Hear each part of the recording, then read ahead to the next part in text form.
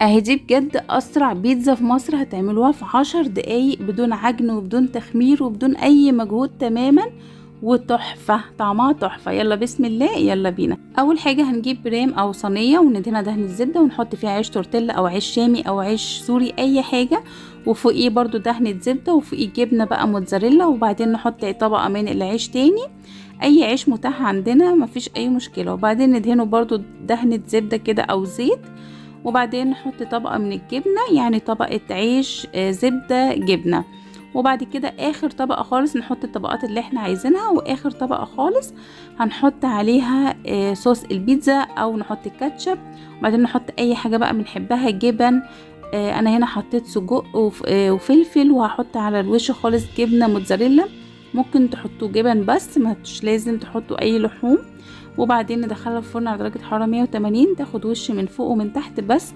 مفيش اسرع ولا اسهل ولا احلى من كده بجد، تحفة تحفة تحفة تحفة، طعمها خطير وسريعة جدا في ثواني، يعني بدل ما تعملي لهم ساندويتش ممكن تعملها لهم كده على السريع. شايفين التحفة والجمال؟ خطيرة، واستحالة حد يدوقها وما يقولكيش عليها انها احلى بيتزا. وبس كده خلاص، وباي باي.